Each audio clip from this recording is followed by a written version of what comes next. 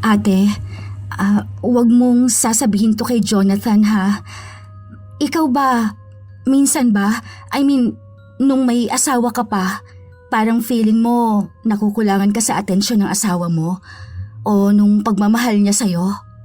Minsan oo, minsan naman feeling ko sobra-sobra. Bakit? Feeling ko kasi parang hindi na ako mahal ni Jonathan. Usapang babae sa babae ate ha.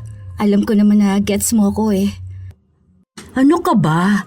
Mahal na mahal ka nun, no? Kung alam mo lang pinagsasabi nun sa akin, hindi ko din sasabihin sa'yo dahil sinabi niyang huwag ko nga raw sasabihin. Tsaka, alam mo yung ganyan? Normal lang yan. Ano ka ba? Kahit na itanong mo sa ibang matatagal na mag-asawa, may mga panahon talagang feeling nila hindi na nila mahal ang asawa nila o hindi na sila mahal ng asawa nila. Hindi kaya may babae yun? Tingin mo ba, pagtatakpan ko yun kung may babae siya? Aba, yari talaga siya sa akin kapag nagkataon ha. Ayoko sa lahat, yung cheater. Wala yun. Baka nararamdaman mo lang yan dahil busy lagi ang asawa mo. O kaya, baka kasi nakukuha kong ibang atensyon niya. Kaya pasensya ka na ha. Magkasundo kasi talaga kami magkapatid. Pero kahit ganon, hindi ko siya ito-tolerate no kapag may babae siya. Okay lang yang makaramdam ka ng ganyan. Kasama talaga yun sa problema at pinagdaraanan ng mag-asawa.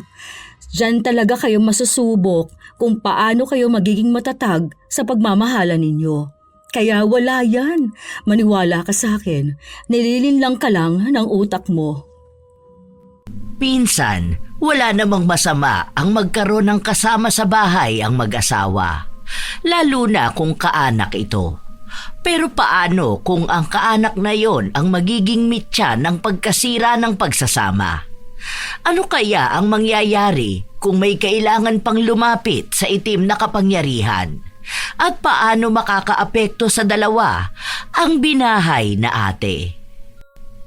Hindi ba nakakahiya sa asawa mo na dito kung makikituloy sa inyo? Hindi yan. Alam na ba niya? Hindi pa. Ngayon ko palang sasabihin eh. Upo ka na lang muna dyan, ate. Love, nasan ka? Oh, love, nakauwi ka na agad? Akala ko ba may susunduin ka? Ay, may bisita pala tayo. Hello po. Si Ate Dina, ate ko, kapatid ko. Ah, may kapatid ka pa pala? Bakit hindi mo inimbitahan nung kasal natin? Wala naman siya sa Pilipinas nun. Broken kasi ako noon. Doon ako tumira ng halos 1 taon sa Hong Kong para makapag-move on. Wala akong kinausap na kahit na sino. Kahit nga ang mga magulang namin. Kailan lang ako ulit kumontak sa kanila eh. Grabe kasi talaga yung pinagdaanan kong sakit. Talagang parang gusto kong mawala na sa mundo. Parang ayoko nang makilala ang sarili ko. Kawawa ka naman po pala. Buti na lang bumalik ka ulit ng Pilipinas. Hindi ka pa kasi naipakilala sa akin ni Jonathan eh. Kaya akala ko wala siyang ate. Akala ko ang kapatid na lang yung isa, si Marvic. Nagsabi ako na may kapatid ako ah. Hindi lang natin masyadong kinilala yung pamilya natin dahil nag-focus tayo sa isa't isa. Imagine, 3 months pa lang tayo, nagpakasal na agad tayo. Sa bagay, tama ka nga naman. Welcome home pala ate. Buti na lang po bumisita ka dito sa amin. May pakisuyo nga ang ate. Kung okay lang ba daw sa'yo na dito na lang muna siya tumuloy. Hindi pa kasi naayos yung bahay na binili niya eh. Ayaw niya naman dun kina mama. Dun nakatira yung ex niya eh. Ay, sige, ayos lang. May 1 kwarto pa naman dyan. Pwede naman siya dun. Teka ha, ayusin ko lang pala. Bili na lang siguro tayo ng electric fan, ano? Sige, ako na lang bibili mamaya. Mainit ang naging pagtanggap ni Irene sa kapatid ng kanyang asawa. Mabait din naman at magaan ang pakiramdam niya rito. Tinutulungan din siya kapag nasa bahay siya. May trabaho si Irene, pero 2 beses sa 1 linggo lang siyang nasa opisina. Ang ibang araw naman, sa bahay ang trabaho niya. Kaya madalas na silang dalawa ni Dina ang magkasama sa bahay. Minsan pa, nagising na lang si Irene na nagluluto na ng almusal ang kanyang hipag. Oh, ate, ang aga mo namang nagising. Ako na sana dyan. Kaya ko naman. Tsaka sanay na kasi akong gumising ng ganito kaaga. Nakakahiya naman sa'yo. Bisita ka sa bahay. Ano ka ba? Nakikitira kaya ako sa inyo? Anong sinasabi mong bisita lang? Halos mag2 linggo na ako rito. Hindi naman ako prinsesa. At hindi naman kita alalay, no? Malamang kikilos ako rito sa bahay. Huwag kang mahiya. Ikaw pa talagang nahiya sa sarili mong bahay, ha? Hindi lang po kasi ako sanay na may ibang nag-aasikaso sa bahay. Hanggat nandito ako, may kasama ka na, ha? Para naman makapagpahinga ka rin minsan. Hindi yung lagi kang tutok sa kapatid ko. Tapos lagi ka rin tutok sa trabaho mo. Pinagsasabihan ko nga yang si Jonathan na payagan ka namang gumala kasamang mga kaibigan mo. Hindi pwede na sa kanya lang iikot ang buhay mo. Sinasabi niya naman sa akin yon, ate. Ako lang din talaga yung may ayaw. Bakit naman? Iniisip ko lang kasi na simula nung kinasal kami, dapat sa kanya lang ang oras ko. Hindi naman pwede yung ganun, ano? Dapat may buhay ka rin na labas sa relasyon ninyo. Yung mga friends mo ba may mga asawa na? Yung 2 meron na, yung 2 wala pa po. Yung 2 may asawa na, sumasama naman dun sa 2 wala kapag nagkakayayaan. Opo, ako lang talaga yung hindi. Oh, nakita mo na? Asawa pa lang naman yan. Hanggat wala pa kayong anak, pwede ka pang sumama. Kung si Jonathan nga ay lumalabas kasama ng mga kaibigan niya, tapos ikaw ano, ayaw mo? Subukan mo rin para naman hindi ka manawa agad sa buhay may asawa. Nakukumbinsi ni Dina si Irene na sumama sa mga kaibigan nito. Noong una, medyo nag-aalangan pa siya. Pero hindi nagtagal, natutunan na rin niyang tama nga rin dapat na sumama siya. Minsan pa kasi na nagyaya ang isa sa mga kaibigan ni Irene. Walang pasok sa trabaho si Jonathan. Ate, hindi ko alam kung paano ako magpapaalam. Kapag day off kasi ni Jonathan, kaming 2 talaga yung laging magkasama. Araw-araw na nga kayong magkasama. Nakatira naman kayo sa iisang bahay. Hindi ko pa nasubukan na magpaalam sa kanya kasi nagyaya yung isa kong friend doon nga sa bahay nila kasi mag-isa lang din siya. Bale, kaming 5 ang nandun. Tapos mga bandang 8 p.m. pa kami makakauwi. Magsabi ka na sa asawa mo. Sige na, papayag yan. Kapag hindi pumayag, isumbong mo sa akin. Yari sa akin yan. Sinubukan nga ni Irene na kausapin ang kanyang asawa. Pero kami lang naman ang nandun. Talagang 5 lang kami. Bakit nagpapaliwanag ka pa, love? Okay lang naman sa akin lumabas ka kasama sila. Saka mga kaibigan mo naman yun. Baka mamaya sabihin nila kaya hindi ka nakakasama sa kanila dahil hindi kita pinapayagan. Saka may tiwala naman ako sa'yo Mga 8 p.m. na kami nun makakauwi. Sunduin na lang kita. Ay, anong oras ba? Ihatid na lang pala kita. Day off mo pa naman. Paano yung plano natin? Yung mga kaibigan mo, bihira lang magsabi at magyaya sa'yo. Yung plano natin, pwede naman yun hanggang sa susunod ko pang day off Hindi naman mawawala day off ko. Sige na, pag nag-enjoy ka dun, magiging masaya rin ako. Matutulog na lang ako. Basta sabihan mo ako kung anong oras kita susunduin, ha? Thank you, love. Masaya si Irene dahil simula nung ikinasal sila, yun lang ulit ang araw na magkikita-kita sila ng mga kaibigan niya. Masaya ang araw nila. Nagkwento siya ng tungkol sa pagsasama nila ni Jonathan.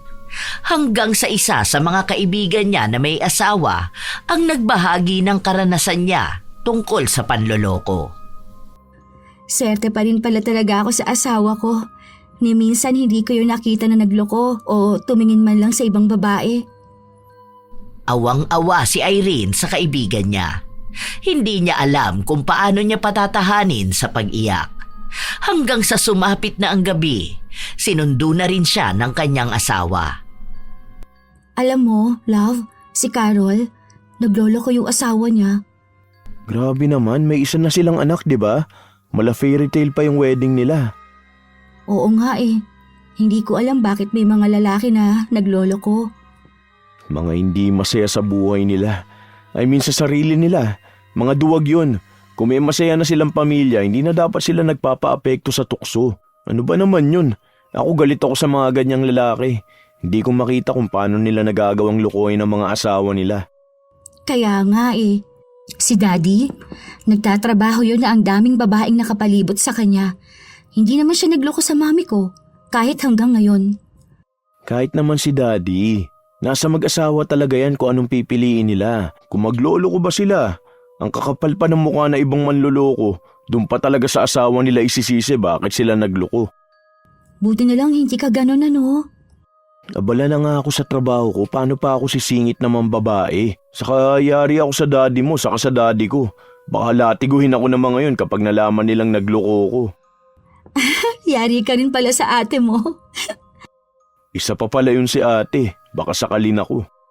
Ang bait ng ate mo, no? Ay, lahat naman pala kayo. Pero mas nakasama ko kasi yung ate mo kesa doon sa bunso ninyo. Bumait na nga yan si ate. Mas malala yan noon kung alam mo lang. Noong mga bata kami, sobrang siga niya na. Naalala ko pa noon may jowa yan tapos niloko siya. Alam mo ba kung anong ginawa niya? Sinugod niya, pinag-umpog niya yung babae at yung dati niyang jowa. Ayun, dugo ang ulo, putok ang kilay. Ganong kalala yun. Nakakatakot naman pala yun kalabanin. Saka hindi naman yan mabilis magalit kapag wala ikakagalit. Masyadong maano ang moralidad nun. Kapag alam niyang kasalanan at bawal, talagang hindi niya ito tolerate. Hindi ka pala talaga pwedeng mambabae. Yari ka dun sa kanya. Nung nakaraan nga, pinagbabantaan ako. Babalatan daw ako ng buhay kapag sinaktan kita. Mabuti nilang pala nakasama natin ang ate mo. Uy, kahit naman hindi natin kasama yon, hindi naman kita lolokohin, no? Biro lang. Ito naman. Masayang nagtatawanan ng mag-asawa hanggang makauwi sila ng bahay. Wala si Dina, kaya alam nilang tulog na ito. Nung gabi rin na yon ay may nangyari sa mag-asawa. Masaya lang silang dalawa. Kinabukasan, nung wala na si Jonathan, naiwan na naman ang maghipag. Ang aga mo palang natulog kagabi, ate. Hindi naman ako tulog noon. Nasa kwarto lang ako, nanonood, kaya rinig ko yun. Ay, nakakahiya naman. Pasensya ka na, ate. Ano ka ba? Normal lang naman yon dahil mag-asawa kayo o tapos bahay nyo to. Nakakahiya dahil may ibang tao kaming kasama. Napalakas ata ang boses ko kagabi. Medyo napalakas nga. Ang ninipis naman kasi ng mga pader ng bahay ninyo. Paano kapag may mga anak na kayo niyan? Dapat sa susunod, palagyan nyo pa ng harang para hindi marinig ng mga bata kung sakali man. Tapos kayo na lang din yung magpigil, hindi pa? Nasanay kasi kami na kaming dalawa lang yung magkasama eh. Hindi ko na naaalala na may ibang tao pa pala dito sa bahay. Pasensya ka na talaga, ate. Okay na yon. Siguro basta sa susunod kapag may mga anak na kayo, ayusin nyo na lang. Masasanay din kayo niyan. Ay, oo nga pala, kumain ka na ba? Naka-fasting ako, ate. Mamaya pang 12 ang kain ko. Ang payat mo na nagpa-fasting ka pa. Ayoko kasing tumaba, ate. Nitong mga nakaraan kasi kain ako ng kain. Ang sarap ba naman ng luto mo? Hindi na. Huwag ka magbawas ng timbang mo. Ang ganda na nga ng katawan mo. Ayoko, ate. Mas lalo akong tataba nito kapag hindi ako consistent. Wala ka pang anak. Huwag mong tipirin ang sarili mo. Hala, sige, kumain ka dyan. Hindi na nakatanggi pa si Irene, lalo na nung mismong si Dina ang nagsandok para sa kanya. Sa mga sumunod na araw, palaging ganon ang nangyayari. Hanggang sa ilang buwan na ang lumipas, padagdag ng padagdag ang timbang ni Irene. Napansin na rin ito ng asawa niya. Hindi talaga maisara, love. Sobrang sikip. Try mo. Hindi na lang ako hihinga. Hindi talaga kaya. Baka mamaya masira pa tong damit kapag pinilit mo. Kapag kumain tayo mamaya doon sa dinner party, baka bigla matanggal tong zipper. Maghanap ka na lang na ibang damit. Ito pa naman yung gusto ko. Kaso nga hindi kasya. Baka may iba kang medyo maluwag. Wala na nga eh. Hiram ka kaya kay ate. Ang taba ko na kasi, no? Bakit kasi nagpakataba ka? Akala ko ba nagda-diet ka? Nahihiya naman kasi ako kay ate. Kapag sinabi kong ayokong kumain, nagluluto naman siya. Baka mamaya bigla yun magtampo kapag tumanggi ako. Si ate, ang payat na niya ngayon. Iyon nga yung napansin ko. Buti pa si ate, no? Ang bilis niyang pumayat. Sasama ba siya sa atin mamaya? Oo, kasi dalawa kayong inilista ko ron eh. Nahihiya tuloy akong sumama. Kahit na anong pilit ni Irene, hindi niya talaga maisuot ang damit na gusto niya. Paano nga naman niya magagawa yon kung pinataba na siya ng hipag? Habang si Dina, mas numipis at naging balingkinita ng katawan. Para bang nagkapalit sila ng hubog. Ate, baka may damit ka dyan na pwede kong magamit?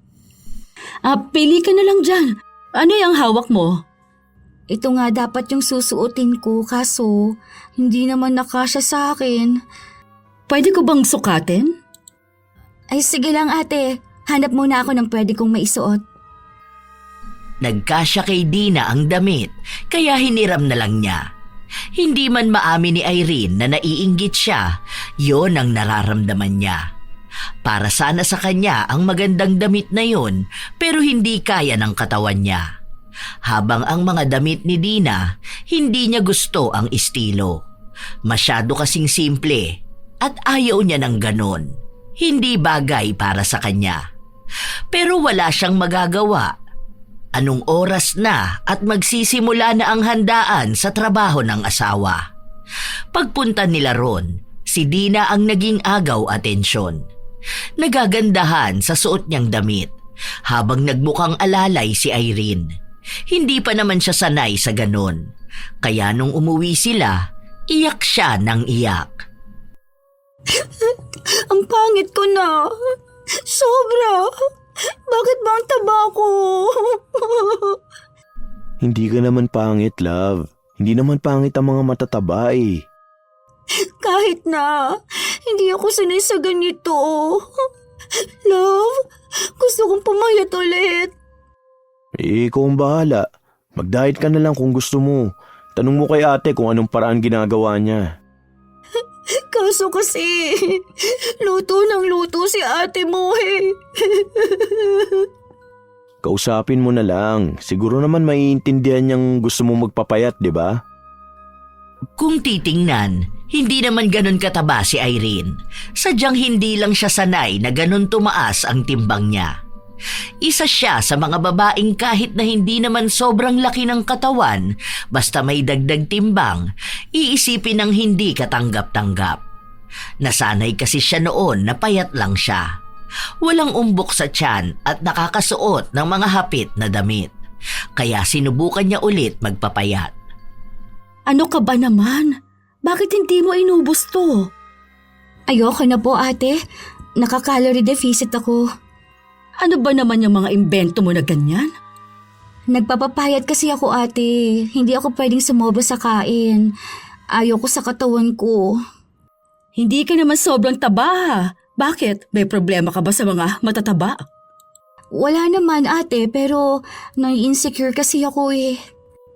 Hindi yan. Magtatampo talaga ako kapag hindi mo to kinain. Ako pa naman nagluto niyan. Habang niluluto ko yan, iniisip ko na magugustuhan mo, tapos ayaw mo pala? Pasensya ka na ate ha, ayoko na talaga. Simula sa pagtanggi ni Irene, doon na rin ang araw na tila ba nagkaroon ng agwat sa kanilang dalawa ni Dina. Parang kapag silang dalawa na lang ang magkasama sa bahay, para bang hindi sila magkakilala. May mga pagkakataon pang nagiging magkasalungat na ang kanilang opinyon na nakakaapekto na rin sa samahan ng mag-asawa. Minsan pa, kinausap ni Jonathan ang asawa. Parang hindi kayo okay ni ate. Paano? Minsan kasi gusto niya yung masusunod. Parang kapag gusto niya dapat gusto ko rin. Hindi naman yun pwede, love. Hayaan mo na lang sana. Matanda na rin kasi yun eh. Hindi naman kasi pwede yun eh. Kausapin mo kaya ang ate mo. Hindi kasi yun nakikinig sa akin eh. Kaya nga sabi ko na pagbigyan mo na lang. Kawawa naman ako nun. Hindi naman pwedeng lagi na lang akong mag-adjust para sa kanya, di ba? Pero kung kaya mo naman, ikaw na ang gumawa nun, di ba? Lalo na kayong dalawa madalas na magkasama sa bahay. Ayoko rin naman na hindi kayo nagkakasundo. Kausapin mo na lang si ate, ha? Mabait naman yun eh.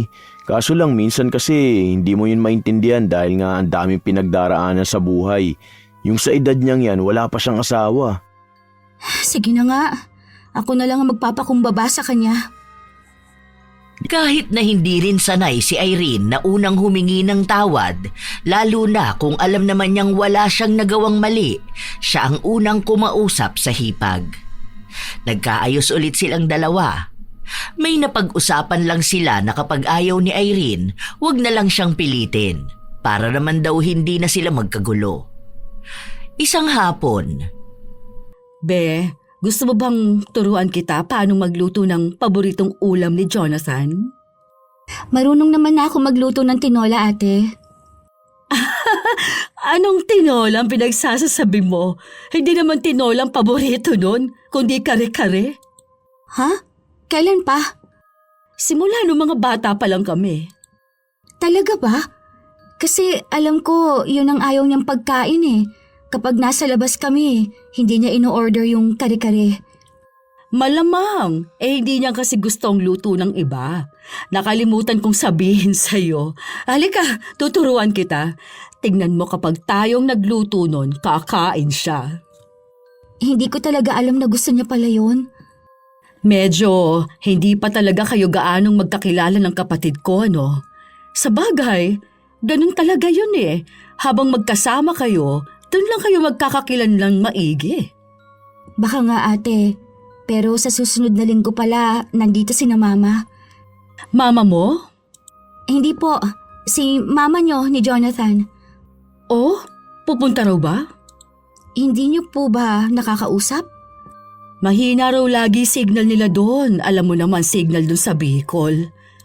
Kaya nga, nung nakaraan tinawagan ko sila, hindi ko makausap ng maayos. Ang hina sobra eh. Tapos si Jonathan nakausap niya, putol-putol pa. Pero pupunta nga raw dito.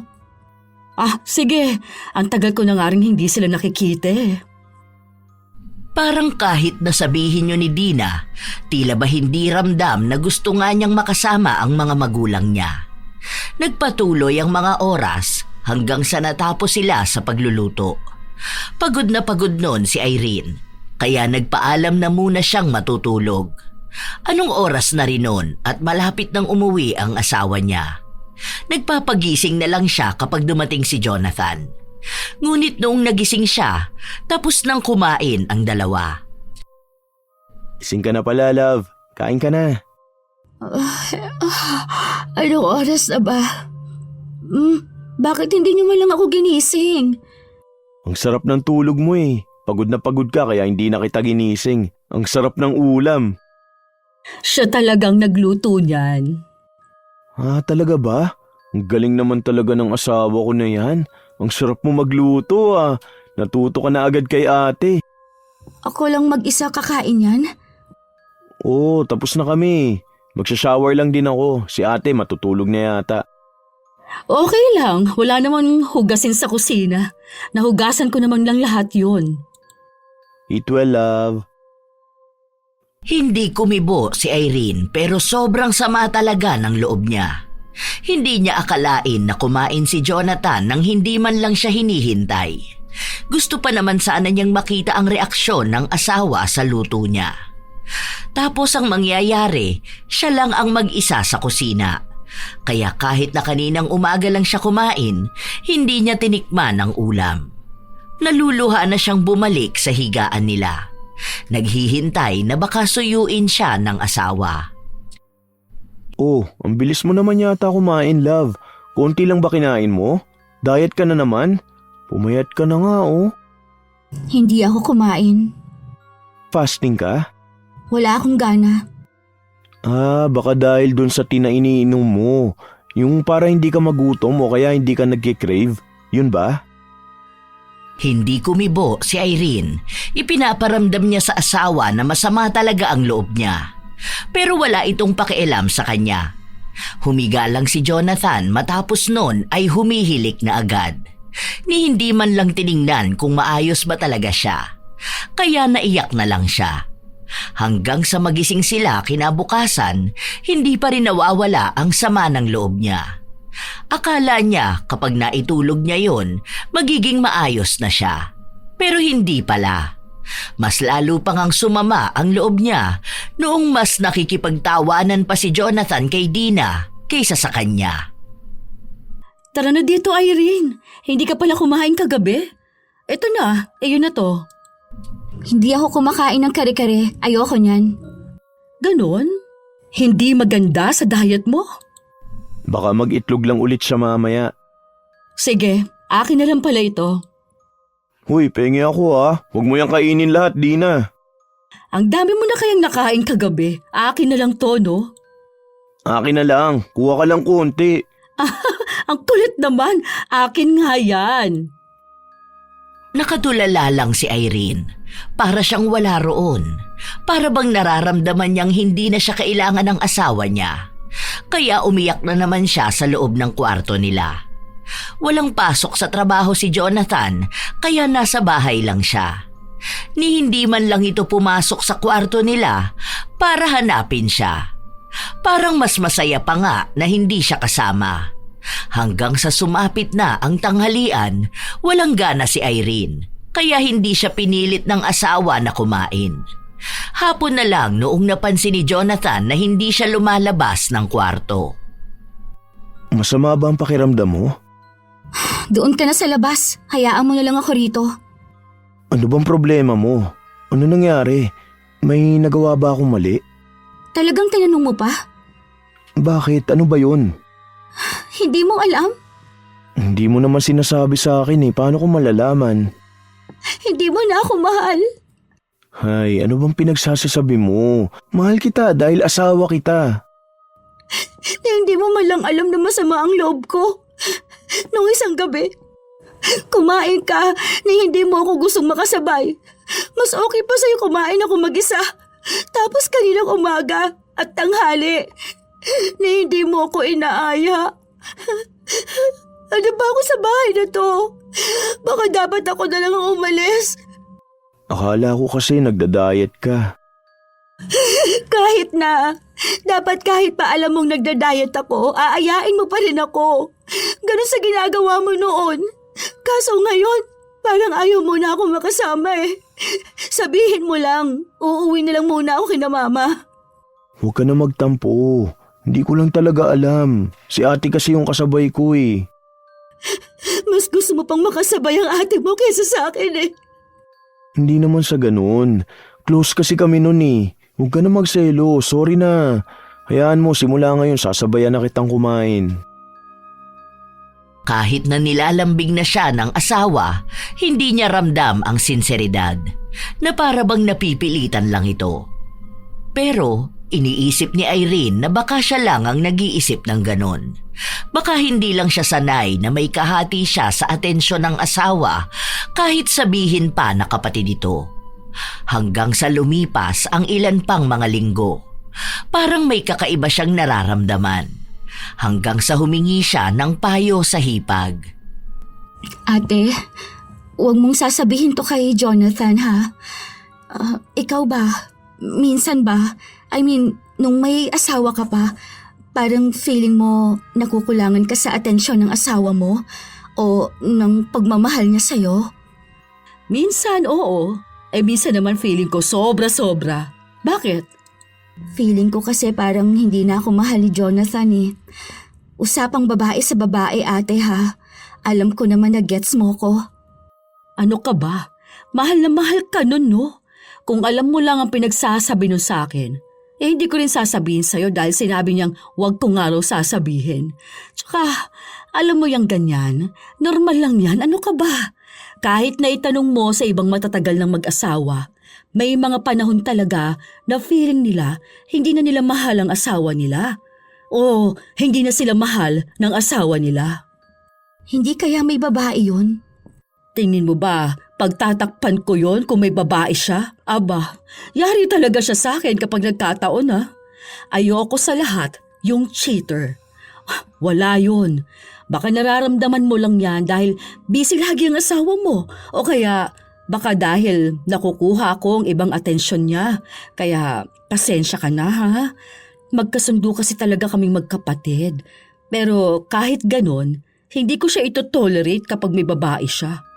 Okay lang yang makaramdam ng ganyan. Kasama talaga yan sa problema at pinagdaraanan ng mag-asawa. Diyan talaga kayo masusubok kung paano kayo magiging matatag sa pagmamahalan nyo. Kaya wala yan. Maniwala ka sa akin. Nililinlang ka lang ng utak mo. Paano kasi? Parang nung mga nakaraan, lagi siyang busy. Hindi naman yun ganun noon eh. Iniisip ko na baka may babae yun sa work niya. Baka naman may pinag-iipunan yun kaya sobrang busy. Gusto mo bang samahan kitang alamin kung may kabit ang asawa mo? Baka naman isumbong mo ko sa kanya. Tutulungan ba kita kung balak lang din naman kitang isumbong? Sure ka ba, ate? Oo naman. Sino pa bang magtutulungan? Kahit naman kapatid ko yon, hindi naman ako papayag na magloko siya, no? Ang galing naman niya. Lagot talaga siya sa akin. Magkakampi tayo rito. Dahil doon, napalagay na ang loob ni Irene. Alam niyang hindi magloloko ang asawa niya dahil mismong kapatid ni Jonathan ang kakampi niya. Hindi natuloy na bumisita ang mga magulang ni na Jonathan dahil nagkasakit ang tatay nito. Nagpadala na lang sila ng pera, kaya silang tatlo pa rin ang magkakasama. Ilang linggo pa ang lumipas, wala naman silang nakikita o nababalitaan na may kinakatagpong ibang babae si Jonathan. Sinundan na nila sa trabaho, nag-abang na rin sila ng uwian pero wala naman itong kinakausap na ibang babae. Madalas na kasama ni Jonathan ay ang tropa niyang kilala rin ni Irene. Sinubukan niyang kausapin ang asawa ng mga katrabaho ni Jonathan. Wala naman daw silang naririnig sa mga asawa nilang naging babae ni Jonathan. Kaya napanatag ang loob ni Irene na hindi naman pala siya niloloko ng asawa niya. Hanggang sa nakausap niya ang isa sa mga kaibigan niya. Hindi ah. Sinabi kaya sa akin ni Ate Dina na kapag nahuli niya ang asawa ko, siya mismo ang gugulpe. Ano kasi yun eh, galit din sa mga manloloko. Siguro naman ayaw niyang may babae na iiyak at mararanasan yung naranasan niya, hindi ba? Sumagot ang kaibigan niya na wala siyang kakampi. Dahil kahit pasabihin na ayaw ni Dina sa mga manloloko, hindi maikakaila na pagtatakpan niya pa rin ang kapatid niya. Sino nga naman daw ang mas matimbang? Si Irene na asawa lang ni Jonathan o ang kapatid na nakasama ng matagal? Doon na napaisip si Irene na baka nga tunay na hindi niya kakampi si Dina. Pinapalabas lang na siya ang pinapanigan dahil lang sa ayaw nitong mapahiya at masabihan. Kaya si Irene na lang mismo ang nag-imbestiga. Love, ikaw ba gumalaw nitong phone ko? Yung nag-send ng mga messages? Oo. Bakit? Hindi ko ba pwedeng tingnan kung anong pinag-uusapan niyo? Ano naman bang pag-uusapan namin ng mga katrabaho at katropa ko? Tungkol lang tong usapan namin sa parts ng motor. Wala naman. Gusto ko lang malaman. Bakit nga? Hindi mo naman yan ginagawa nun ah. Gusto ko nga lang makita kung anong pinag-uusapan ninyo, tsaka kung sino bang kausap mo. Masama ba yun? Pinag-iinalaan mo ba ako? May dapat ba akong ipaghinala sa'yo? Wala akong babae, ano ba naman yan? Oh, di wala. Bakit parang nagbabagong itsura mo? Nagagalit ka ba? Nagtataka lang ako. Hindi ka naman kasi ganyan noon eh. Baka ikaw ang naglolo ko. Ako talaga? Ako talagang pinag-iisipan mo ng ganyan? Bakit ako rin ang pinag-iinalaan mo? Alam mo naman na bahay at trabaho lang ako. Ang sabi nila kung sino nag-iinala, siya yung gumagawa. Hindi ako manloloko. Oh, mas lalo naman ako. Umiinit na ang tensyon sa dalawa. Kaunti na lang ay magsisigawan at maglalabasan na sila ng mga hinaing nila.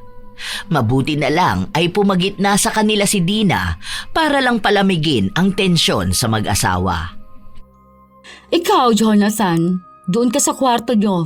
Ayusin mo yung tono ng pananalita mo, ha? Asawa mo ang kausap mo. Bakit kasi ako pagbibintangan sa kasalanang hindi ko naman ginawa? Hindi naman kita pinagbibintangan ah. Masama na ba yung tingnan ko ang cellphone mo? Oh, oops. Tama na yan. Ano ba naman kayo? Hindi kayo magkakaintindihan yan kung parehas kayong mainit ang ulo. Sige na, dumistansya na muna kayo sa isa't isa. Ako nang kakausap muna sa inyo, ha? Nagtatalo pa kayong dalawa. Malas sa bahay ninyo ang ganyan.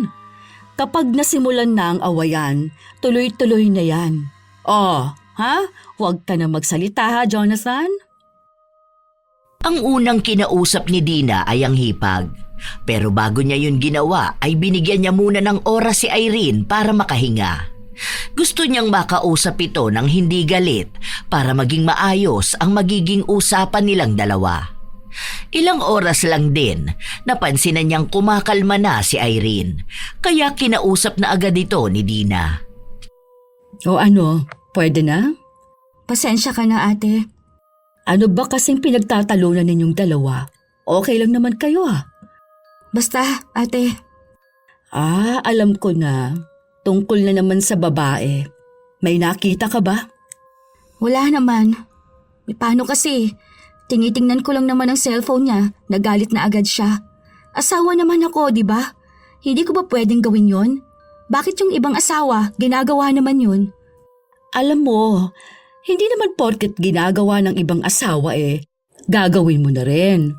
Iba naman kayo ng asawa mo, no? Tsaka bigyan nyo ng privacy ang isa't isa. Ikaw ba? Pinakikialaman ba niya ang cellphone mo? Hindi. Hindi naman pala. Iisa ang ibig sabihin nun. May tiwala siya sa'yo, kaya nagagalit ang asawa mo dahil ikaw mismo yung walang tiwala sa kanya. Hindi ka pa rin ba naniniwala na walang babae ang asawa mo? May nararamdaman kasi ako ate. Hindi ko lang matumbok. Alam ko talaga na meron eh. Hindi ko alam kung paano ko patutunayan. Yan ang isa sa dahilan kung bakit may relasyong nasisira. Yung puro na lang hinala. Alam mo, naaapektuhan ka lang ng mga napapanood at mga nababasa mo. Minsan lang ako maghinala ate, pero alam ko na meron. Hindi ko lang talaga alam kung paano ko malalaman na totoo. Hinala nga lang. Tayo pa namang mga babae, kapag naghinala tayo akala mo talaga totoo na. Gets kita dahil babae rin naman ako. Naghihinala rin naman ako pero napatunayan ko na hindi naman talaga lahat ng hinala totoo. Kaya nga, hinala lang. Pero hindi naman natin mararamdaman kung wala lang, di ba? Hindi yan. Para hindi kayo laging nag-aaway ng asawa mo, itigil mo yung paghihinala mo sa kanya. Kung totoo namang naglolo ko siya, lalabas at lalabas din naman talaga ang totoo. Nakukonsensya na tuloy ako ngayon. Ako na munang kakausap kay Jonathan. Dito ka na lang muna. Papasok lang ako ng kwarto para maging maayos na kayong dalawa. Ay, nakakaloka kayo. Naging bouncer niyo pa ako dito. Pinabayaan na lang muna ni Irene ang kanyang asawa at si Dina sa loob ng kwarto. Matagal, hindi niya alam kung naging maayos ba ang usapan ng dalawa, pero may hindi siya mawaring pakiramdam. Ang bilis ng tibok ng kanyang puso at namamawis ang kanyang palad. Hindi niya rin alam kung babaliktad ba ang kanyang sikmura o kung anong may kumakawala sa kanyang kalamnan. Maya-maya, nagtangka siyang kumatok sa pinto, pero kusa na yung bumukas. Nanginginig pa nga ang laman niya. Okay na. Nakapag-usap na kami ni Jonathan. Magbati na kayo. Hindi kumibo si Irene dahil hindi niya alam kung anong pwede niyang sabihin. Pero tila ba may maliliit na detalye siyang nakita na hindi niya lang mapunto kaagad. Pagpasok niya ng kwarto, hingal na hingal ang asawa niya. Pawis na pawis din ito. Naging maayos sila pero hindi ibig sabihin nun na titigil na si Irene alamin kung sino ang babae ng asawa niya. Hanggang sa isang araw, nakausap ni Dina ang mga magulang ni Jonathan. Minsan kasi, hindi niya yun makausap ng maayos. Hawak din kasi ni Jonathan ang account ng nanay niya. Ang sabi niya, bantay raw yun para hindi maloko ang matanda sa makakausap nito. Pero sa pagkakataon na yun, tila ba tadhana na ang nagtulak para matawagan ni Irene ang biyenan. May mga itinanong siya. May mga bagay na unti-unting nagbibigay linaw sa kanya. Isang hapon, naabutan ni Jonathan na nag-eempake ng gamit ang asawa niya. Oh, saan ka pupunta? Di ba sabi ko sa'yo pupunta kaming Singapore para doon sa work ko? Ngayon na ba yun? Oo, mamayang gabi na. Hindi mo naalala? Ang tanda ko kasi sa susunod na buwan pa eh. Sana sinabi mo sa akin para natulungan kita mag-empake. Hindi, okay na. Kaya ko naman to. Ang dami mo namang binitbit. Para namang hindi ka nauuwi niyan. Marami ba yan? Pang 3 days nga lang yan. Sapatos lang yung mukhang nagparami dito. Sige, mag-iingat ka ha. Hatid kita sa airport. Oo, sige. Para hindi na rin ako mag-commute. Nakausap mo pala si mama kanina? Nangumusta lang siya. Tapos nagtanong kung kailan sila pwedeng bumisita rito. Sabi ko, pagbalik ko na lang galing ng Singapore. Yun lang? Oo, yun lang. Saglit lang naman usapan namin eh. Kita mo naman doon mga wala pang 1 oras. May meeting din kasi ako na hinihintay nun, kaya ayun, hindi ko masyado nakausap. May pagsisinungaling sa sinabi ni Irene. Yun ang unang pagkakataon na nagsinungaling siya sa kanyang asawa. Pangalawa lang ang pagsabi niyang pupunta siya ng ibang bansa kahit na ang totoo nun, hindi talaga siya aalis. Paraan niya para makumpirma ang isang bagay. Noong nasa airport na sila, hinintay niya munang makauwi ang asawa niya bago siya nagpunta sa hotel. Iniwan niya ron ang gamit niya, saka siya nagpunta sa bahay nila. Habang nasa biyahe siya, hindi mawari ang panginginig ng kanyang katawan. Para na siyang naluluha sa galit o sa sakit. Naghahalo na, hanggang sa nakauwi siya. Sa likod ng bahay siya dumaan. May susi siya kaya hindi siya makakaabala sa kung sino man ang nasa loob ng bahay. Doon na bumungad sa kanya ang kababuyan na ginagawa ng tinuring niyang magkapatid. Buti na lang mas sulit kapag andito tayo sa bahay niyo. Hindi na nagtatago. Sana nga magtagal pa si Irene sa Singapore para kahit papano pwedeng araw-araw to. Ikaw? Nagigigil ka na naman sa akin Gusto ko talaga yung mga galaw mo. Yung sa asawa ko ang boring. Kung hindi lang yun mabait at maganda ang trabaho, naku, hihiwalayan ko na yun. Ikaw na lang ang pipiliin ko. Nagpakasal ka naman kasi kagad. Hindi ko naman alam na may gusto ka pala sa akin nun eh. Saka mas matanda ka kasi sa akin. Alam mo ba, gusto ko yung mas matanda sa akin. Pero ang tanga ng asawa mo, no? Matalino naman sana siya pero hindi niya kinumpirma kung magkapatid ba tayo. Hindi niya alam na binahay mo na ate yung kalaguyo mo mismo. Mabilis kaya yung maniwala kapag ako nagsabi. Paano kapag nalaman niya? Hindi yan. Sa kami ate naman talaga ako eh. Di na ang pangalan nun. Kaso lang pinsan na ate. Walang kontak dun si na mama kaya baka pag sinabi nung nakasama ko ate ko na si Dina, maniniwala mga yun. Inampon yun nila mama nung bata pa kami. Kaya lumalabas na parang nakakatanda akong kapatid. Kaya pala Dina ang sinabi mong pangalan ko. Ang talino mo talaga ha? Naisahan mo pa yun. Para mas exciting ang buhay natin dito, di ba? Kapag wala ang asawa ko, pwede tayo. Kahit naman nandyan siya, hindi mo naman ako matitiis. Nung nakaraan nga, natutulog siya Pumuslit ka pa sa kwarto ko. Kaya nagre-reklamo yun Parang wala nang nangyayari sa inyo Sa'yo palang ubos na lakas ko Nanginginig na sa galit si Irene. Pinamukha sa kanya ang lahat ng kasinungalingan ng dalawa. Ang taong inakala niyang kapatid ni Jonathan, ang taong hinahanap niyang kalaguyo nito. Halos mag-iisang taon na siyang pinaglalaroan ng dalawa. Galit na galit siya pero hindi niya sinugod ang dalawa. Umalis siya ng bahay. Kahit na ang umiyak, hindi na niya magawa dahil ang alam niya lang gusto niyang makapaghiganti. Kung ginawa siyang tanga ng dalawa, dapat lang din siyang makipaglaro ng taguan sa kanila.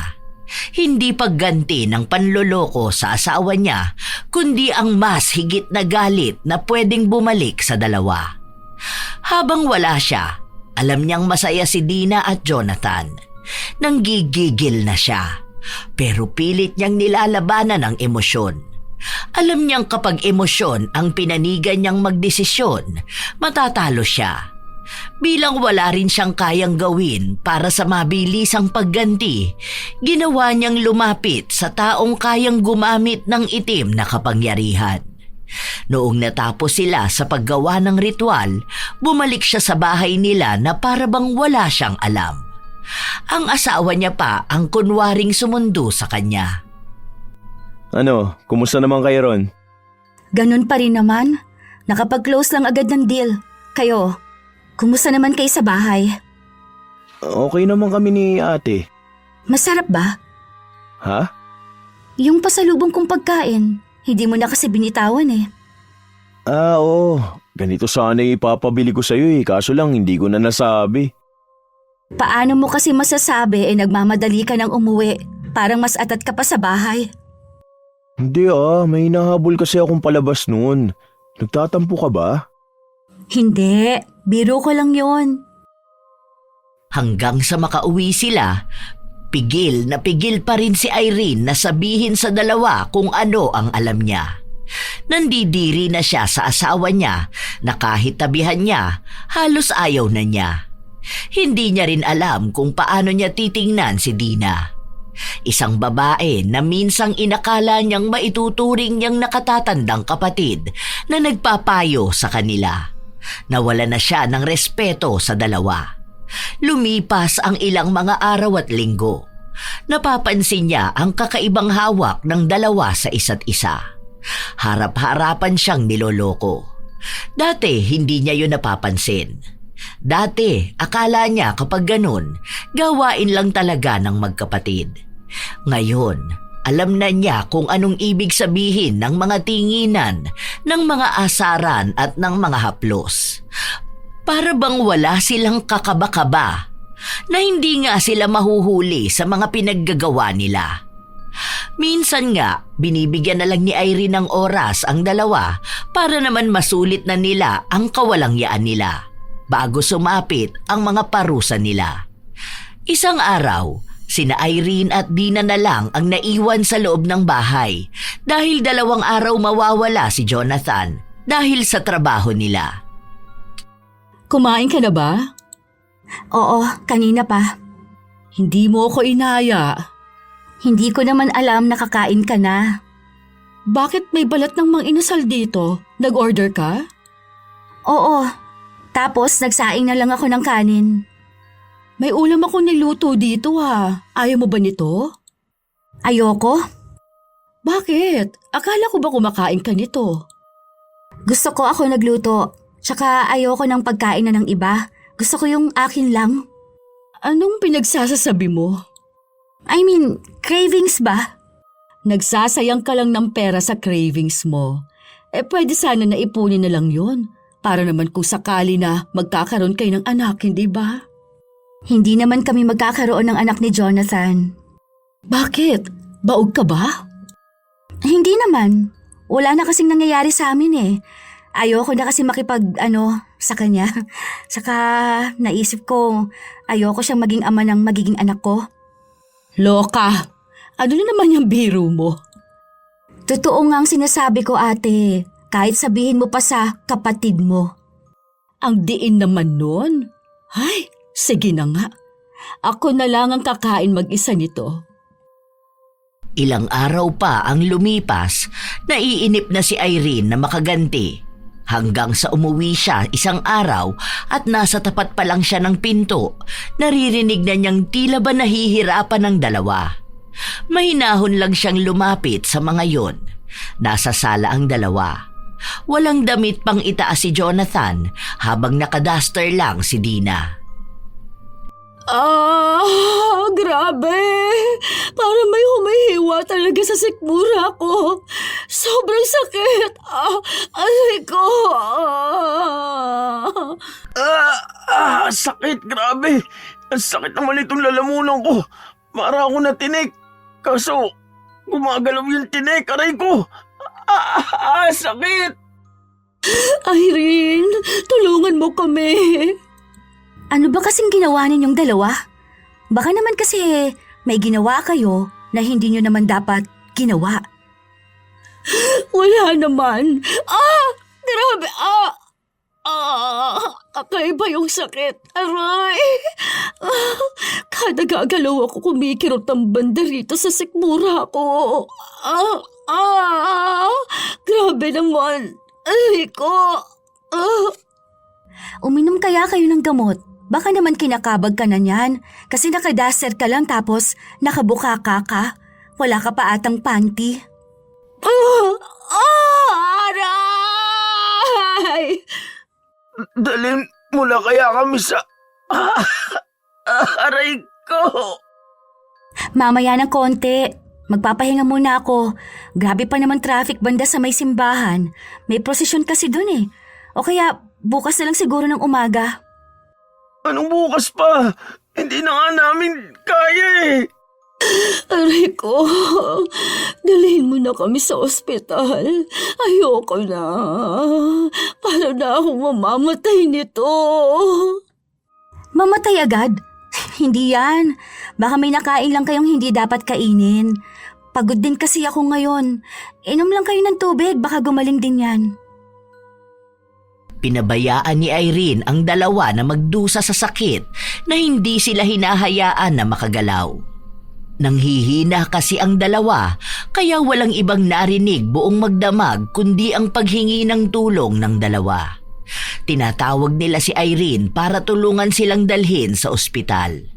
Para hindi niya marinig ang ingay ng dalawa, nagpatugtog na lang siya. Alam niyang makakatulog siya ng maayos dahil alam niyang nagsisimula na nga ang paghihirap ng dalawa na matagal na niyang hinihintay. Halos 10:00 na noong nagising siya kinabukasan. Naabutan niya sa sala ang dalawa, nakahiga sa sahig. Para bang katutulog lang nila. Nakabaluktot pa sila dahil masakit pa rin ang sikmura ni Dina. Nakatulog pa kayo sa lagay na yan ha? Teka lang, dapat magising kayo. Sinadya ni Irene na ibagsak ang mga kaldero para lang makagawa ng ingay. Hindi nga siya nagkamali. Nagising ang dalawa. Maya-maya pa, nakita niyang bumangon ang mga yon. Nakahawak si Dina sa kanyang sikmura habang si Jonathan naman sa kanyang leeg. Gising na pala kayo. Ano, may masakit pa rin sa inyo? Bakit hindi mo man lang kami dinala sa ospital? Alam mo bang sakit na kami. Ilang beses ka na naming tinawag. Hanggang ngayon nga, masakit pa rin eh. Nawala na ako ng boses. Nung nakatulog na kami, nag-ingay ka naman. Hindi ko naman sinasadya yun. Magluluto sana ako ng almusal natin eh. Hindi ko pala nahawakan na maigi yung kaldero sa ilalim. Ayun, nahulog. Tsaka pagod din talaga ako kagabi. Kaya natulog na lang ako. Nakatulog ka pa kahit nahirap na kami. Malay ko ba kung totoo yun? Tsaka nawala naman na ata ngayon. Kain na muna tayo tsaka tayo pumunta ng ospital. Kalmado lang si Irene. Kung tutuusin, alam ng asawa niya na dapat ay hindi na ito maapakali lalo na kung may sakit siya. Ganun kasi ang ugali ni Irene. Ayaw niyang nahihirapan ng kanyang asawa. Kung may masakit nga lang kay Jonathan, hindi na nakakatulog ang asawa niya. Paano pa kaya yung halos mamatay na siya sa sakit, tapos parang baliwala lang sa asawa? Hindi na nagsalita pa si Irene. Nagluto siya ng pagkain. Noong kumain ang dalawa, sabay pa silang sumuka. May lumalabas na mga maliliit na uod sa mga suka nila. Mga buhay. Ano yan? Bakit may ganyan? Nasusuka pa ulit ako. Feeling ko may mga ipis na naglalaro sa sikmura ko. Mas malalaki yung ipis sa akin. Bakit ganon? Feeling ko nakabara sa lalamunan ko. Habang sumusuka ang dalawa ng mga ipis, kasabay ng kulay berdeng likido, tahimik at kalmado lang si Irene na inuubos ang pagkain niya. Halos magmakaawa na sa kanya ang dalawa, pero wala siyang ibang ginagawa. Inaalog na nga ni Jonathan ang lamesa para lang sabihin sa kanya na tumayo naman siya at asikasuhin sila. Pero walang ibang ginagawa si Irene. Para bang wala siyang mga kasama. Hindi na kasi gaanong makapagsalita ang dalawa dahil tuloy-tuloy ang pagsuka nila. Nanghihina na rin sila. Si Dina, halos humiga na sa sahig. Tapos na akong kumain. Wait lang. Ligo lang ako tapos punta na tayong ospital, ha? Para bang normal na araw lang kay Irene. Para bang hindi niya nakikita na naghihirap ang dalawa. Nung natapos na siya, nagpunta sila ng ospital. Doon lang kahit na paano natigilan ang sakit na nararamdaman ng dalawa. May ibinigay pang ang gamot sa kanila. Dok, bakit po parang may mga ipis na lumalabas sa suka namin? Yung akin po maliliit lang. Yung kay Jonathan, yung medyo malalaki. Tapos kulay green po yung suka namin. Talagang nagkalat sa bahay yung mga ipis. Totoo po yun, Dok. Kahit itanong niyo pa sa asawa ko. Pasensya na po kayo, Dok. Kagabi pa po sila walang tulog eh. Hindi ko nga po alam kung anong pinagsasabi nila. Pero baka po dala na lang din yun ng sama ng pakiramdam nila. Nagsasabi kami ng totoo. Alam ko naman nakita mo yun eh. Inapakan mo pa nga yung ipis, di ba? Huwag mong palabasin na parang nasisiraan kami ng bait. Paiinumin ko na lang po sila ng gamot sa tamang oras. Salamat po, Doc. Patuloy na pinaglalabanan ng dalawa ang pagsuka nila ng ipis. Kaya pinagtitinginan sila ng mga tao roon. Tanging si Irene na lang ang nag-udyok sa dalawa na umuwi na. Dahil kung ayaw nila, iiwan silang dalawa at uuwi siyang mag-isa.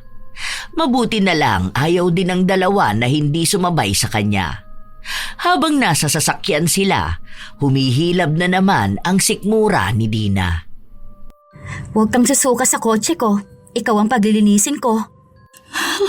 Bakit pa ganyan ka makitungo sa amin?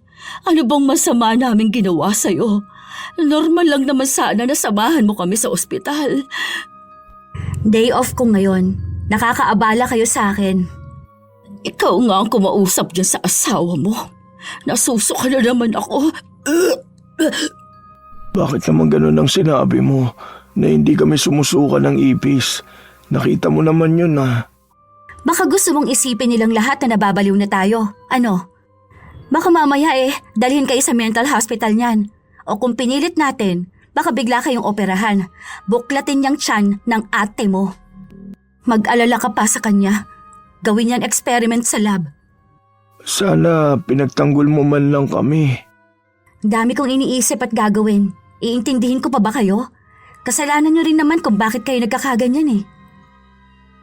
Hindi na kumibo ang dalawa dahil ramdam na naman ni Jonathan na may gumagapang sa kanyang lalamunan.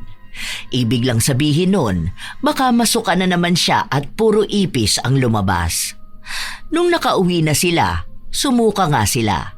Nasa tapat pa lang sila ng bahay. May mga kapitbahay silang nakikita ang mga ipis na sinusuka nila. Nandidiri at natatakot sa kanila. Pumasok na lang kayo. Matutulog na ako. Halos gumapang na ang dalawa makapasok lang sa loob ng bahay. Tinatawag nila si Irene pero hindi ito tumutugon sa kanila. Hanggang sa lumipas pa ang ilang mga araw, hindi na nakapasok si Jonathan sa trabaho. Minsan kasi habang may kausap siyang kliyente, nasukahan niya ito at gumapang ang ipis na galing sa suka niya. Dahil doon, galit na galit ang amo niya at walang pagdadalawang isip na sinesanti siya. Nagugutom na ako. Wala pa ba tayong pagkain? Hindi pa nagluluto si Irene. Ang sakit na rin lalo ng sikmura ako. Dagdag pa kasi yung gutom. Kanina pa ako hindi kumakain. Yung kinain ko ng almusal, naisuka ko rin. Dapat lagi tayong may nakahandang pagkain. Paano tayo iinom ng gamot? Hindi ninyo ako katulong. Tsaka kumain na ako sa labas kanina. Ikaw lang talaga? Alam nga namang isama ko kayong dalawa, di ba? Nakakahiya naman sa mga makakakita ng suka ninyo doon. Bakit hindi mo man lang kami inuwian ng pagkain? Wala naman kayong pinadalang pera sa akin eh. Bakit ko kayo bibilhan? Oo nga pala. Sa susunod na araw, on-site na ako mag-work. Ayoko na ng work from home. At bakit? Sino na mag-aalaga sa amin ngayon? Eh di kayong dalawa. Maniwala akong hindi ninyo gusto na malayo ako. Eh yun nga ang pangarap nyo, di ba? Yung maiiwan kayong dalawa rito sa bahay. Para mas maging masaya kayo.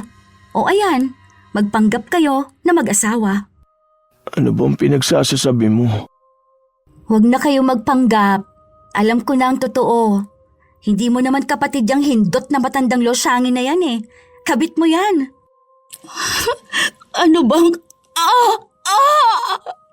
Oh, magsisinungaling ka pa kasi. Ayan, nasaktan ka na naman. Grabe, sumasakit na naman ang lalamunan ko. Parang hinihiwa. Okay lang yan. Deserve nyo naman kayang dalawa yan. Alam nyo ba kung bakit sinasamahan ko pa rin kayo kahit na alam ko na ang totoo? Dahil dyan, gusto kong malaman kung ano nang nangyayari sa inyo. Kung paano kayo maging hirap na hirap sa buhay. Wala ka bang puso? Ako ang walang puso? Talaga ba, Jonathan? Kung wala akong puso, mas wala kang kaluluwa. Isipin mo yon. Ipinakilala mo sa akin ang ate mo kunwari. Pero inuwi mo pala ang kabit mo. Nagpapanggap kang mahal mo ko, na loyal ka sa akin, yun pala, harap-harapan mo kong tinatarantado. Ginawa ninyo akong tanga, di ba? Sinong hindi magagalit doon? Kaya ngayon, damahin ninyo kung anong ibig sabihin ng galit ko. Hindi ako aalis hanggat hindi ko nakikita na nagdurusa kayong dalawa. Bakit kailangan mo pa kaming panoorin na masaktan? Dahil yon ang gusto ko. Patas lang tayo. Gusto niyo akong makita nun kung paano maghirap, di ba? O ngayon, kayo naman ang panonoorin ko.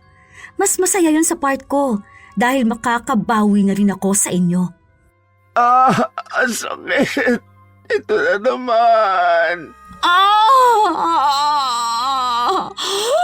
Parang ilalo ay ang bitok ako.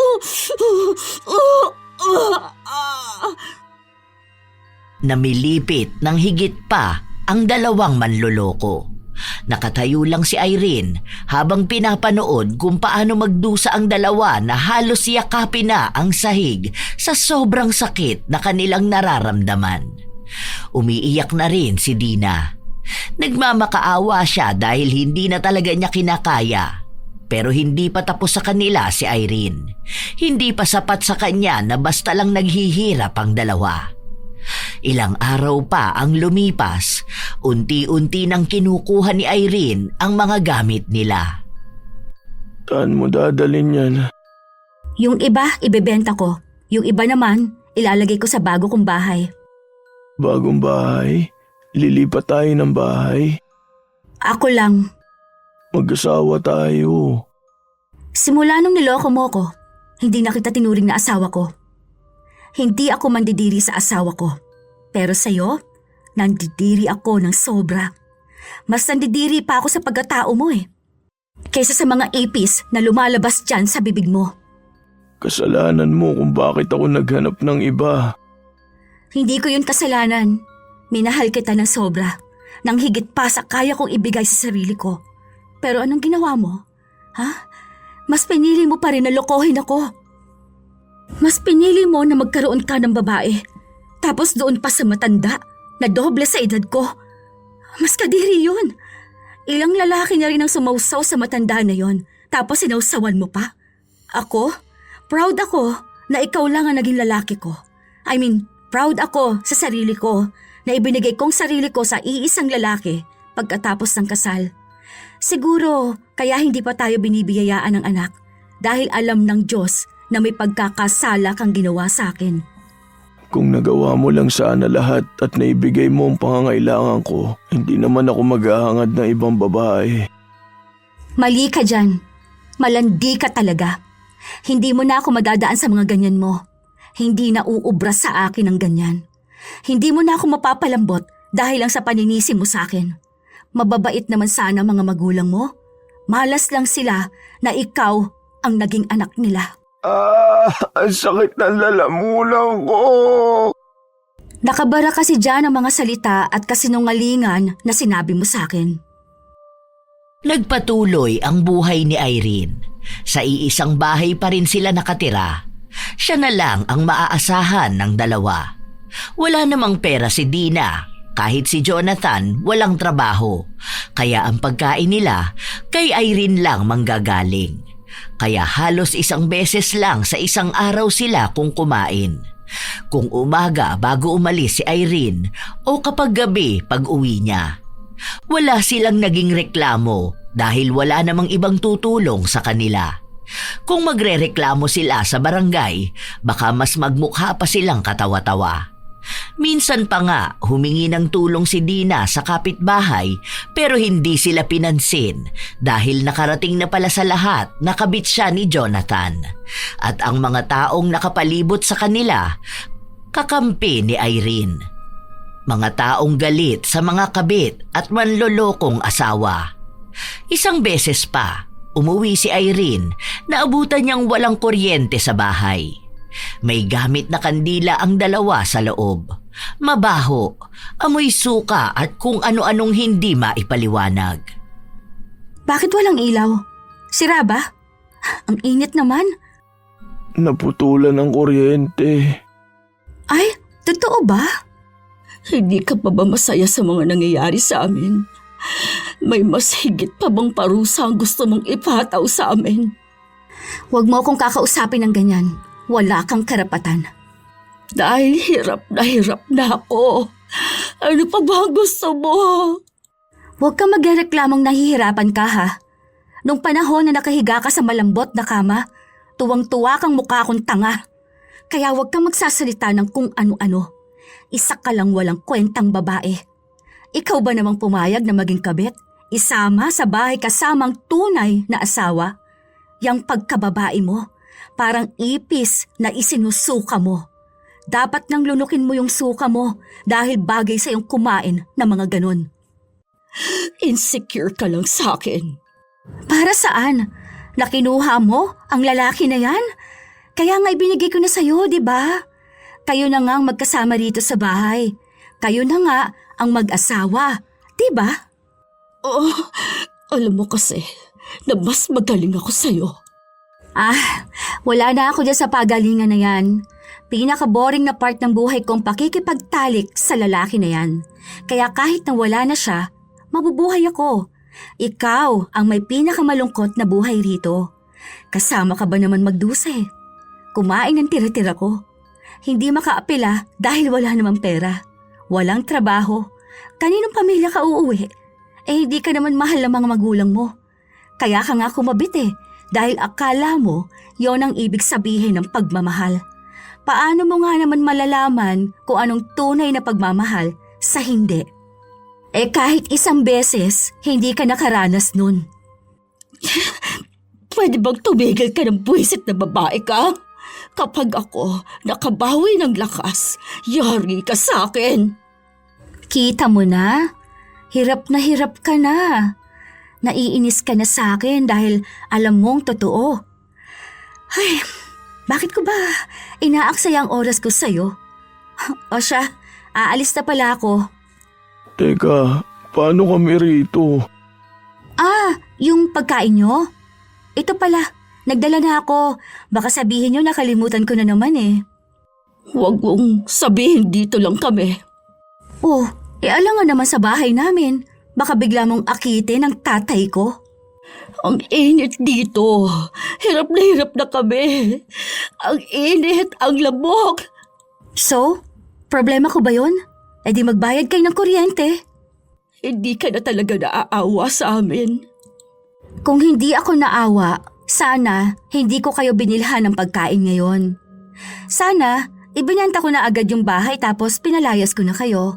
Eh hindi naman, di ba? Kaya may bait pa rin namang naiiwan sa akin. Hindi lang ito yung bait na inaasahan ninyo. Hindi ito yung pangmartira na bait, no? Bahala na kayo dyan. Kaya nyo na yan. Kung mahal nyo ang isa't isa, dapat sa hirap man o sa ginhawa, magkasama kayo. O ayan, magkasama kayo sa hirap. Hindi lang puro pasarap. Kahit na anong pakiusap at pagmamakaawa ng dalawa, hindi pa rin sila pinakinggan ni Irene. Umalis ito at umuwi sa bahay na binili niya. Payapa siyang natutulog doon habang naiisip niyang hirap na hirap ang dalawa sa mainit at malamok na lugar. Noon, kapag wala siya, gumagawa ng milagro ang dalawa. Ngayon na iniiwan na niyang magkasama ang dalawa, hindi na nila magawa yon dahil pareho na silang nahihirapan. Mga tanghali na nung umuwi si Irene sa kabilang bahay. Wala siyang trabaho kaya ang gagawin niya, lilinisin ang bahay. Alam niyang puno yun ng suka.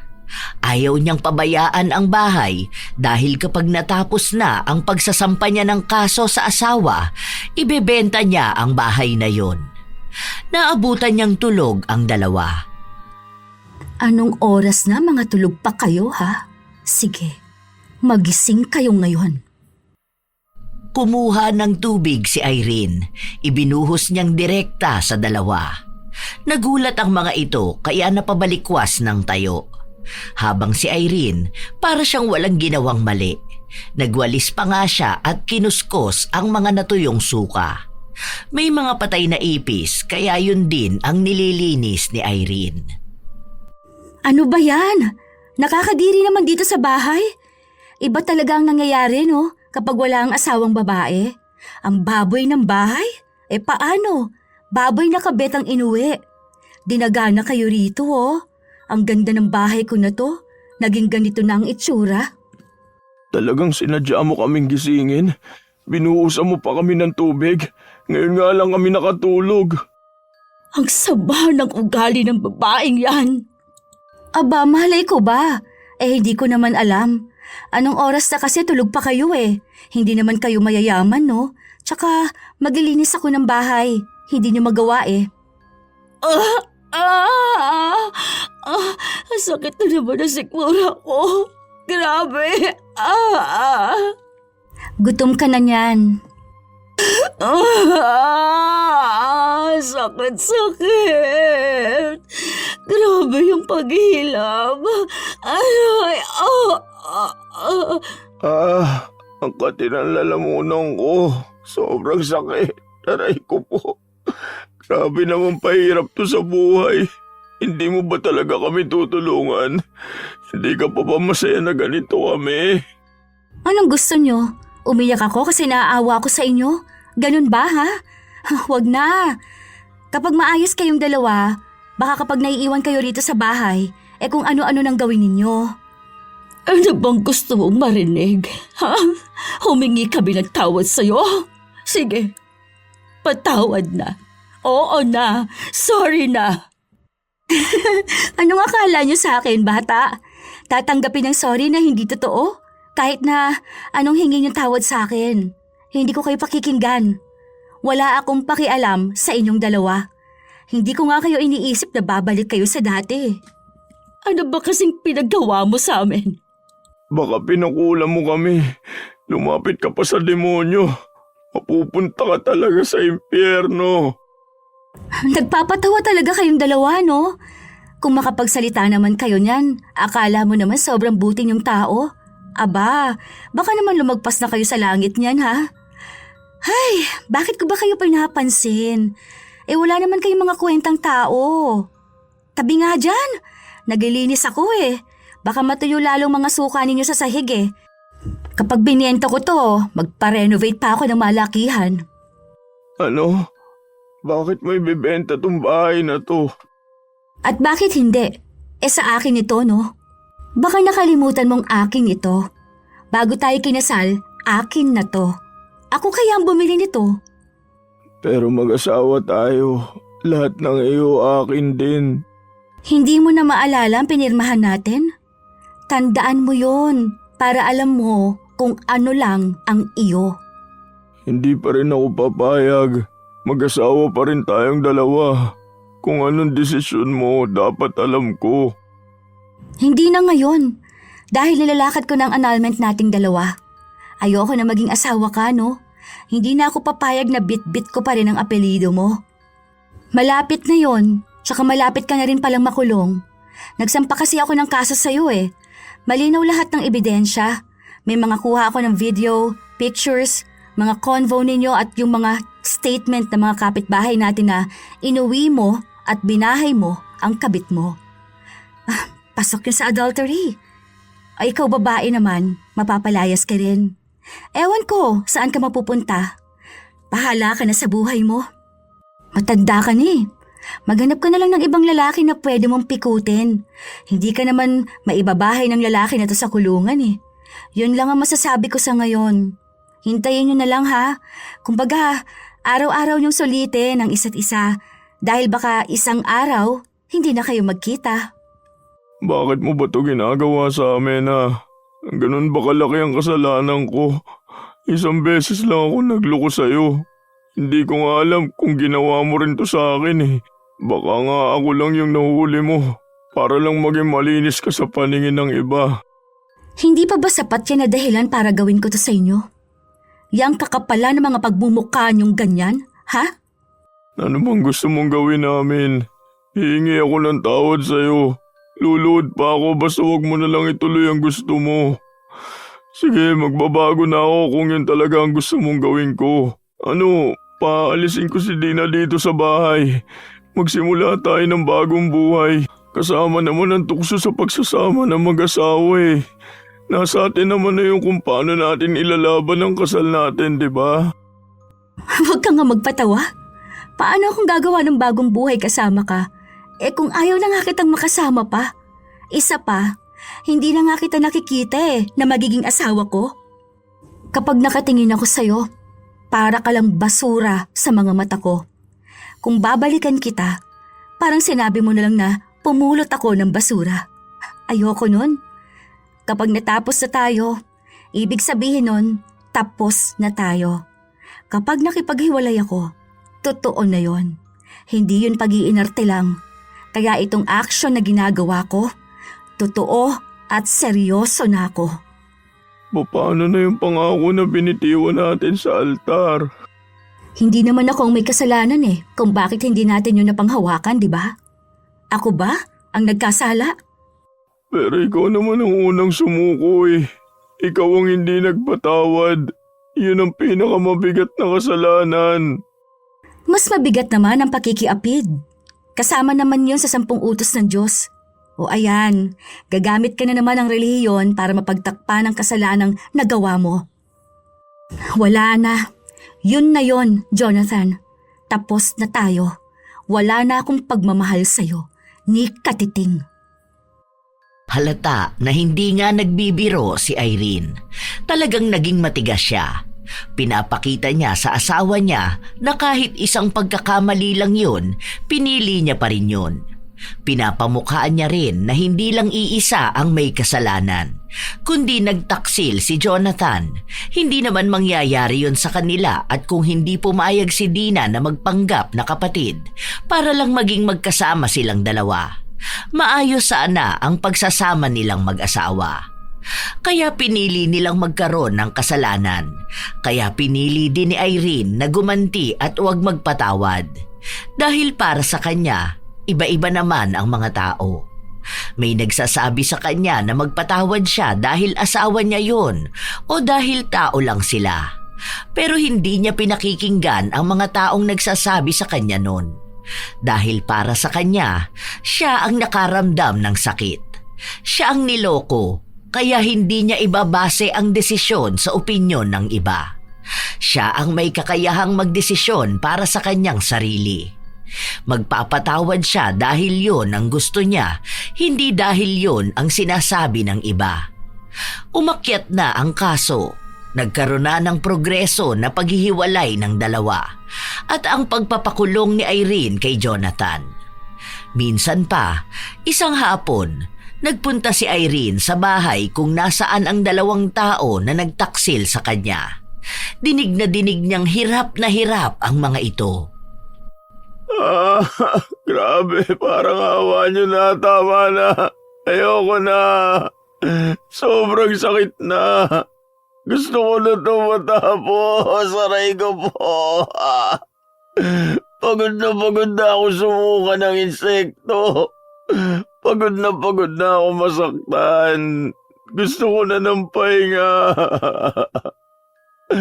Kung papatayin niyo man ako, ngayon na lang. Huwag niyo na akong pahirapan pa ng ganito kalala. Ayoko na.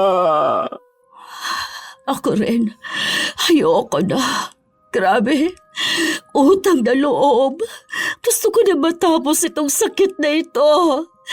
Ikaw kasi ang may kasalanan nitong lahat. Sana, hindi na lang ako sumama sa'yo. Ako pa ngayon ang may kasalanan. Kung hindi mo sana ako inakit. Kung hindi ka sana pumatol sa akin, di ba? Ikaw naman ang may gusto noon. Ikaw pa ang pumilit sa akin sumama ako sa'yo. Tapos, ang pakilala mo sa akin kapatid mo dahil ayaw mong mahuli ka kaagad ng asawa mo kapag lagi kang aalis o late kang uuwi. Pumayag ako dahil pinangakuan mo ko ng magandang buhay. Hindi lang ako may kasalanan nito. Pero mas malaki ang kasalanan mo. Nangakit ka ng lalaki na may asawa na. Pero, sinabi mo rin naman sa akin nung una na wala kang asawa. Sakit. Nasusuka na naman ako. Ayoko na sumuka. Ubus ng lakas ko. Hindi naman nauubos ang ipis na isinusuka ko eh. Alam nyo, wag na kayong magsisihang dalawa. Parehas naman kayong may kasalanan eh. Parang awa mo na, patawarin mo na ako. Alisin mo na kung ano man ang inilagay mo sa akin. Pangako, iiwan ko ang asawa mo. Kung alam mo lang kung paano ako nagsisisi sa mga nagawa kong mali. Gusto kong magkaroon ng bagong buhay. Parang awa mo na.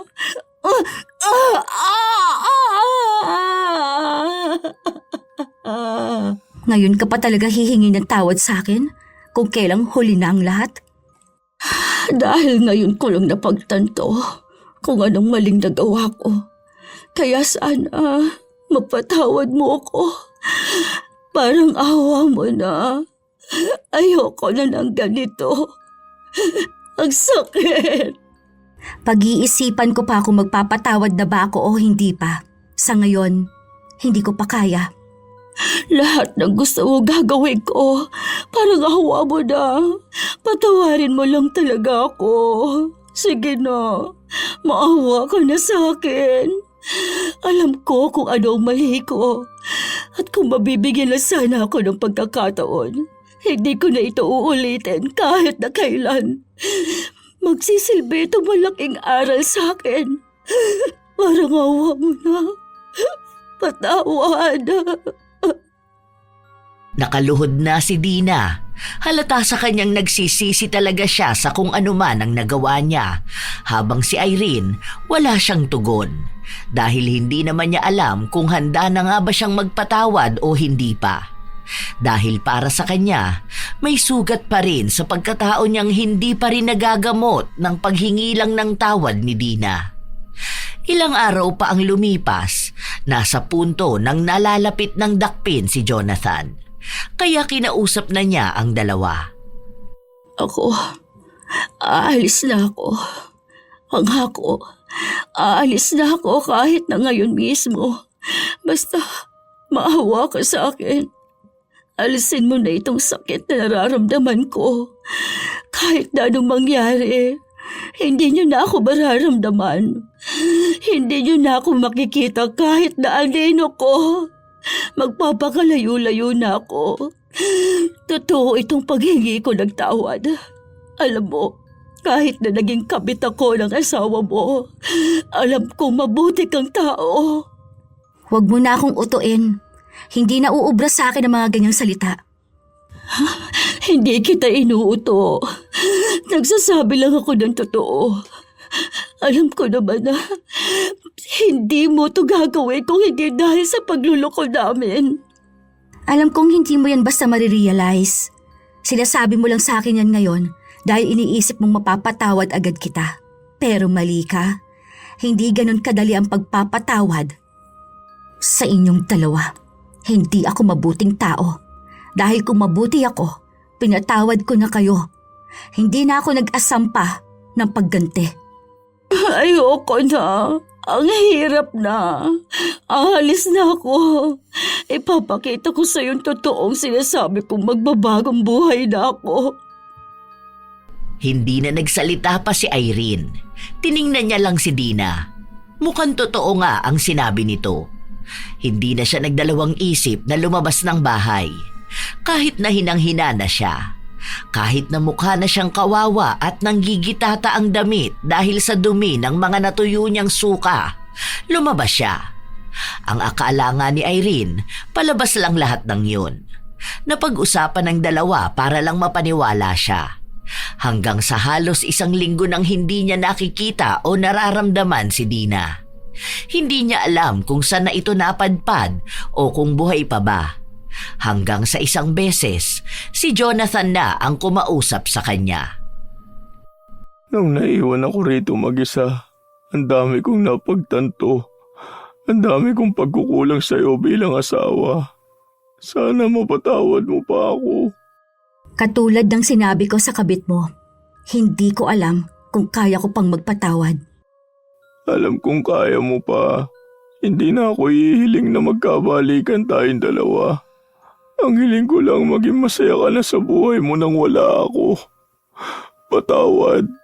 Sana dumating na ang araw na makaya mong makalaya sa sakit. Alam kong makukulong na ako. Huwag kang mag-alala. Hindi naman ako magmamakaawa sa iyong huwag gawin yon. Dahil tanggap ko na. Tinanggap ko nang dito na matatapos ang lahat sa atin. Mabuti kang babae, mabuti kang asawa. Ako ang may mali, ang may kulang, ang nagkasala. Ang hiling ko lang, sana dumating ang araw na magpatawad ka. Hindi para sa akin kundi para sa sarili mong paglaya. At sana makakilala ka ng totoong lalaki na magiging tapat sa pangako niya. Hindi na nakapagsalita pa si Irene. Hindi niya alam kung puno pa ba ng galit ang puso niya o unti-unti na rin niyang nararamdaman na hindi na siya masaya sa pagganti niya. Na baka nga oras na rin para magpatawad siya. Pero alam niyang kailangan niya pa ng oras. Nakulong si Jonathan habang ang bahay nila naibenta na nga ng tuluyan. Simula noon, hindi na ulit sila nagkitang dalawa. Bago umalis ng bansa si Irene, pinatanggal niya ang barang. Tila ba bigla niyang naisip na sapat na ang pagdurusa ng dalawa. Hindi na niya kailangan pang magpataw ng barang dahil minsan ang pinakamalupit na parusa ay ang katotohanan na magiging mag-isa at malungkot at miserable na ang buhay ng taong gumawa ng masama sa kanya. Hanggang sa kasalukuyan, wala na siyang naging balita sa dati niyang asawa at sa naging kabit nito. Hindi na rin niya iniisip kung magkakabalikan ba ang dalawa na yon dahil lahat ng sakit at galit niya ay pinaubayanan niya sa langit. Humingi na rin siya ng tawad na mas pinanigan niyang lumapit sa kadiliman para sa paghihiganti. Ngayon, maayos na ang buhay ni Irene sa ibang bansa. Hindi na siya bumalik ng Pilipinas at hindi niya alam kung may balak pa ba siya. Wala pa naman siyang asawa o kasintahan dahil mas kinikilala niya ang sarili niya. Mula sa paghilom niya hanggang sa muling pagkaramdam ng pagmamahal. Kailanman, hindi magiging masaya ang buhay ng mga taong minsang nanira ng tiwala ng kanilang asawa. Masakit at nakakagalit talaga ang mabuko ang kasintahan, ang asawa o ang taong minamahal nila. Dahil ang pangako ng kasal, oras na masira ito, hindi na basta pa maibabalik at maaayos ng simpleng paghingi ng tawad. Minsan, hindi rin naman masisisi ang isang taong gumanti, lalo na kung nasaktan sila ng sobra. Dahil maaaring yon ang paraan nila para maibsan ang sakit na dulot ng kataksilan. Ang panloloko sa isang relasyon ay isang sugat na hindi madaling paghilumin. Kapag ang isang asawa ay piniling manloko, hindi lamang isang tao ang nasasaktan. Nasasaktan ang tiwala, ang mga pangako at ang mga pangarap na sabay nilang binuo. Ang tiwala ay parang salamin.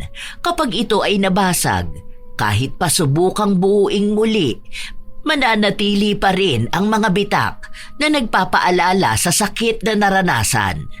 Hindi dapat gawing dahilan ang lungkot, pagkukulang o pansamantalang tukso upang ipagkanulo ang taong nagbigay ng buong tiwala at pagmamahal. Ang tunay na pagmamahal ay may kasamang respeto, katapatan at paninindigan. Kung may problema sa relasyon, mas nararapat itong pag-usapan at harapin ng may katapatan kaysa itago sa likod ng kasinungalingan at pagtataksil. Sa ganitong paraan lamang mapapanatili ang dignidad ng bawat isa. Tandaan na ang pagmamahal ay hindi dapat maging dahilan ng panlilinlang. Kung hindi na kayang maging tapat, mas mabuting maging totoo kaysa patuloy na manakit. At para sa mga nasaktan, tandaan na ang pagpapalaya at pagtanggap ay hindi pagkawala. Ito ay isang hakbang patungo sa kapayapaan at muling paggalang sa sarili. Kaya mga apo, huwag piliin magloko dahil wala nang masasaya pa sa pagsasama na tapatang pagmamahal. Kayo ba mga apo? Ano sa tingin nyo ang ginawa ni Irene? Tama lang bang naghiganti siya bago nagpatawad? Maaari niyong ibahagi sa amin ang inyong opinyon at komento tungkol sa ating bagong kwento. Naway nakapaghatid ito ng magandang aral. Ito ang inyong Lola Telang at maraming salamat sa palagi ninyong pag-aabang at pakikinig mga apo.